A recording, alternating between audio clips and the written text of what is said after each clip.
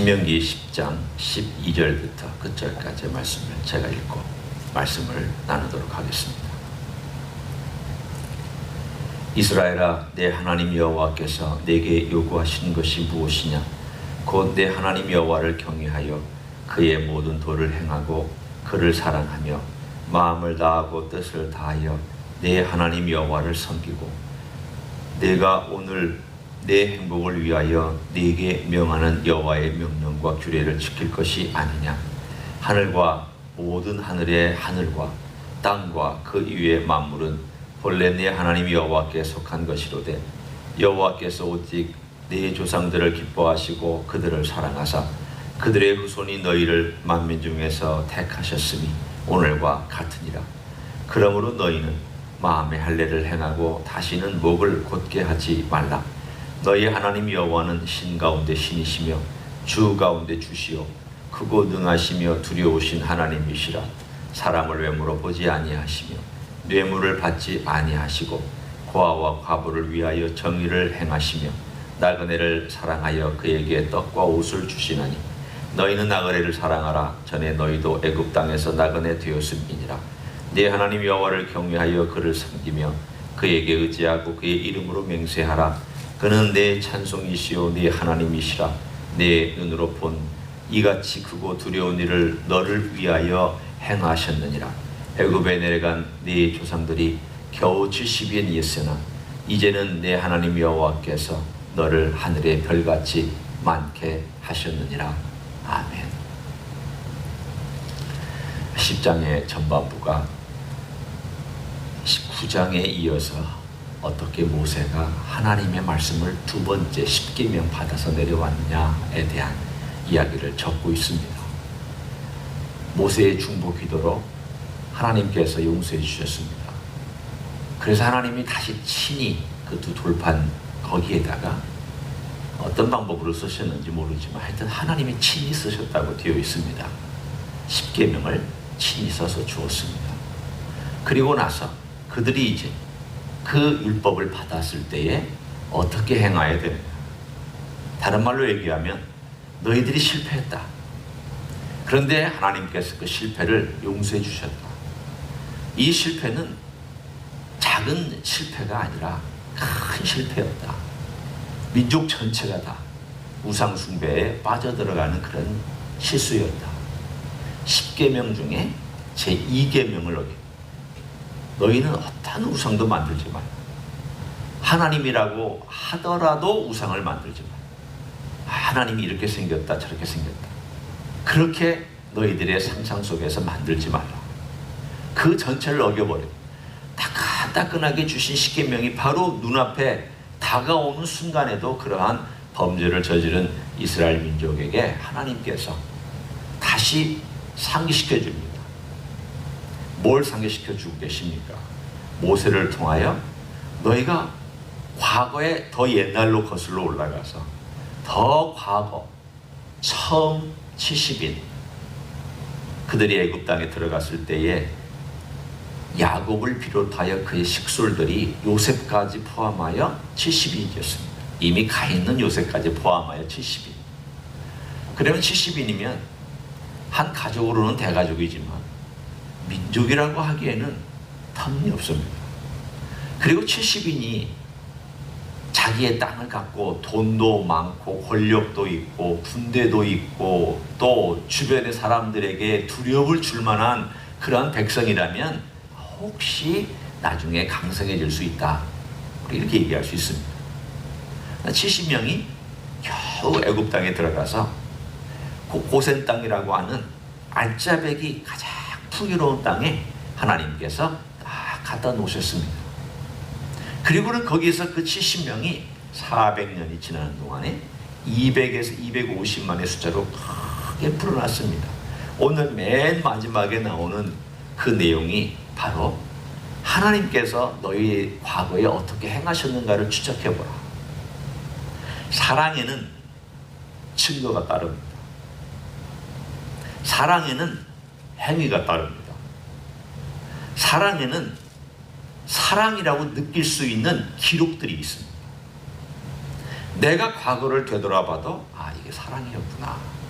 나중에 안 것도 있지만 그러나 살아가면서 그때그때 아는 증거들이 있습니다. 저분이 나를 사랑하시는구나. 하나님께서 나를 사랑하시는구나. 증거들이 있습니다. 조그마한 증거도 있고 어떤 것은 큰 증거도 있고 어떤 것은 숨겨진 증거도 있고 어떤 것은 드러난 증거도 있습니다. 이스라엘 역사를 통하여서 하나님의 증거를 모세는 제시해 줍니다. 너희들 70명이었는데 지금 몇 명인지 너희들이 헤아릴 수 있느냐. 그리고 나서 그들을 향한 하나님께서 어떻게 행하셨는지에 대하여 너희를 선택하신 그것은 조상들을 하나님이 사랑하셨다. 아브라함과 이삭과 야곱을 사랑하셔서 그 사랑을 가지고 너희들도 사랑하는 그 사랑으로 선택해 주신 것이다. 여기서의 선택은 특별히 신의 산에서 하나님의 백성으로 어답트해 주신 그 사건을 의미하고 있습니다. 모든 민족 사람들을 내 백성이다, 내 제사장이다, 내가 너희를 통하여서 온 세상 사람들에게 내 뜻을 전할 것이다.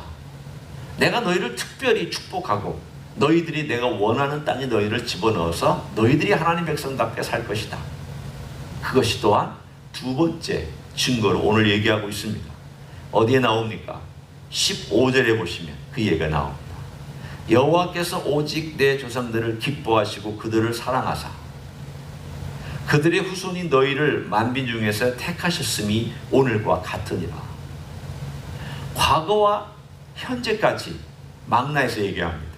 하나님이 이렇게 너희를 사랑하신 것은 너희 잘남이 아니다. 너희가 똑똑해서가 아니다. 계속 강조합니다. 반복합니다. 이건 하나님의 사랑 때문이다. 하나님이 너희를 기뻐하신 것이다. 하나님이 너희의 마음을 두신 것이다. 그 마음에 간 그 마음을 따라서 하나님께서 행하신 것이다. 사람이 누군가를 사랑하는 것을 어떻게 말립니까? 여러분도 그런 경험들이 있지 않습니까? 내가 누군가를 사랑하면 뭘 하라 해도 열심히 그 사람 사랑하는 것에 대하여 내가 헌신도 하고 최선을 다하고 마음을 두고 아이돌을 사랑하는 청소년들을 보면 아, 저게 빠진 거구나. 저게 마음을 두는 거구나. 그걸 압니다. 그 마음을 두고 얼마나 거기에 신경을 쓰고 얼마나 중심을 두고 가는지에 대하여 우리는 어떤 때는 저게 이해가 안 될 때도 있습니다. 그러나 우리도 그렇습니다. 내가 좋아하고 내가 사랑하는 것에 대해서는 모든 심혈을 기울입니다. 그게 사람이든 물건이든 돈이든 재산이든 소유든 내가 누리고 싶은 어떤 목표든 욕망이든 지식이든 또는 내가 갖고 싶은 거든 내가 잘하는 거든 뭐든지 간에 우리가 사랑한다고 하는 그거에 대해서는 말릴 수가 없습니다. 사랑은 그런 특징이 있습니다. 하나님도 그렇습니다. 하나님께서 사랑하시는 그 일에 대하여서는 누구도 말릴 수 없습니다. 하나님이 사랑하시고 하나님이 선택하시고 하나님이 행하셨다라고 하는 그 이야기에는 어떻게 우리가 설명할 길이 없습니다. 증거로만이 우리가 얘기할 뿐입니다. 봐라, 하나님이 너를 사랑하지 않느냐. 봐라, 하나님께서 너희 조상을 사랑해서 너희를 이렇게 만들어주지 않았느냐. 봐라, 하나님이 사랑하셨으니까 너희를 선택하셔서 신의 산에서 하나님을 드러내시지 않았느냐. 어느 민족에게 그렇게 하나님이 직접 말씀하신 적이 있느냐. 생각해 보십시오. 한 개인이 하나님을 만났다고 하는 것은 있을 수 있습니다. 전 250만이나 되는 이스라엘 민족 전체가 하나님의 음성을 직접 들었다고 했습니다. 모습은 못 보았지만 직접 들었다. 이런 특권을 가진 자가 어디 있느냐. 이런 율법을 가진 자가 어디 있느냐. 너희들이 어떻게 하나님의 말씀을 갖고 있지 않느냐. 어떻게 하나님께서 직접 써주시느냐. 그런 특혜가 어디 있느냐. 뿐만 아니라 하나님께서 우리가 9장에 본 것처럼 너희를 위해 싸워주시고 너희에게 이 기업을 주시려고 하는 이 모든 기록들을 모세는 계속 반복해서 말합니다. 잊을까 봐. 그들이 하나님의 사랑의 증거를 머릿속에 두지 않고 가슴속에 두지 아니할까 봐. 그래서 계속 오늘 이야기 가운데 사랑의 이야기, 하나님의 증거, 그 사랑의 증거의 이야기, 역사 속에서 행하였던 이야기, 어떨 때는 이 이야기, 어떨 때는 저 이야기를 통하여서 계속 하나님 그분의 말씀 앞에 서라고 그렇게 강조하고 있습니다. 왜냐하면 우리가 계속해서 나눈 이야기에 다 똑같습니다. 사람이 계명을 대할 때 그 계명을 주신 분이 나를 얼마나 사랑하느냐는 내가 그 계명을 지키는 것과 직결되어 있기 때문입니다. 단순히 계명을 위한 계명을 지키는 것은 사랑이 없어도 괜찮습니다. 내가 이상하게 사랑하면서 내가 인정받기 위해서 하는 것은 상대방이 어떤 계명을 줬는지가 중요하지 않습니다. 계명만 지키면 됩니다. 그러나 이 계명을 주신 분이 누구냐를 알면, 그리고 그분이 나를 얼마나 끔찍하게 위하고 사랑하시냐를 알면, 그 계명을 지키는 것보다 더 중요한 것은 계명을 주시는 분을 사랑하기 때문에 이 계명을 지킵니다. 그게 하나님께서 원하시는 율법과 계명과 이 모든 말씀과 율례의 정확한 원리요 본질입니다. 이스라엘 사람들은 다 그걸 놓쳤습니다. 계명에 신경 썼습니다. 그것만 전부인 줄 알고 살아갔습니다. 그래서 오늘 본문에 모세가 이스라엘 사람들에게 간곡하게 부탁하는 메시지가 특이한 표현으로 나옵니다. 한번 보십시오. 16절. 이 16절이 모세가 얘기하고 싶어하는 본질입니다. 특별히 이렇게 행하라 라고 하는 명령의 본질입니다. 그러므로 너희는 마음의 할례를 행하고 다시는 목을 곧게 하지 말라. 여기서 목이 곧다라는 뜻은 교만하다는 뜻이죠. 그럼 목이 곧은 것은 무엇이 문제일까요? 목은 보이는 어떤 태도, 형태고, 그러면 목이 곧은 것은 결국은 내 내면의 마음의 문제가 됐기 때문에 목이 곧은 것이죠. 그럼 목이 곧은 것은 무엇 때문이냐면 내 마음이 딱딱해져 있다는 뜻입니다. 그러니까 딱딱해져 있다는 것은 내 마음에 가지고 있는 이 표면들이 계속해서 하나님 말씀이 들어오는 것을 계속 차단시켰기 때문에 한 겹, 두 겹, 세 겹, 네 겹, 세월이 갈수록 이 겹은 더 두꺼워집니다. 젊었을 때는 고칠 수 있는 가능성이 많아지지만 나이가 들수록 고칠 수 있는 이 가능성이 점점 줄어듭니다. 그게 나이 들면 나쁜 점이고, 나이 들어 좋은 점은 좋은 습관을 잘 길들여 놓으면 그 습관을 가지고 하나님을 더 알아가는, 그게 나이 들면 지혜이죠. 그러나 나쁜 것은 아무리 얘기도 안 고칩니다. 내 나이만큼 먹었는데, 내가 이 정도 경험이 있는데, 내가 이런데, 이것 때문에 안 고칩니다. 그런데 오늘 여기에 나온 바로 그 얘기입니다. 사람이 계속해서 겹겹이 하나님 아버지 앞에 말씀이 들어올 때, 아니야, 나 그렇게 할 수 없어. 한 겹. 상황이 안 돼. 두 겹. 나는 그렇게 태어나지 않았어. 세 겹. 또 어쩔 수 없었어. 네 겹. 겹겹이 싸우고 나면 이게 딱딱해집니다. 그러면 나중에 되면 하나님 말씀은 들어왔다가 튕겨서 나갑니다. 워낙 딱딱하기 때문에. 오늘 그 얘기를 모세가 우리에게 해주고 있습니다. 네가 만약 하나님 말씀을 계속해서 그렇게 반발하고 따라가지 아니하고 변명하고 있다면 너 마음이 딱딱한 것이다. 그럼 할례를 행해야 된다. 여러분, 할례는 어떻게 행하는 것일까요? 할례는 칼로 잘라내는 것입니다. 그 말은 칼로 수술하라는 뜻입니다. 아픕니다. 딱딱해진 것을 제거하는 방법은 칼밖에 없습니다. 내 마음이 하나님 아버지 앞에서 딱딱해졌고, 내가 뭔가 목이 뻣뻣하게 하나님 말씀을 자꾸 튕겨내고 있는, 그래서 감동도 없고 내 삶에 주님을 따라가는 사랑도 없고 뭔가 아닌 것 같은 그런 느낌이 들 때 내 마음이 딱딱해져 있는 것입니다. 그럼 어떻게 해야 할까요?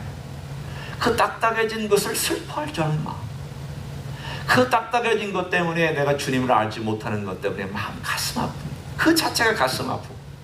그래서 어떻게 좀 해야 되겠는데 내가 이걸 잘라낼 수는 없고 내가 할 일을 스스로 행할 수는 없으니 주님 도와달라고, 주님 역사해달라고, 주님 십자가에서 그 고통의 그 피를 나에게 좀 어떻게 좀 묻혀서 내 그 딱딱해진 심장에 부드럽게 좀 갈라달라.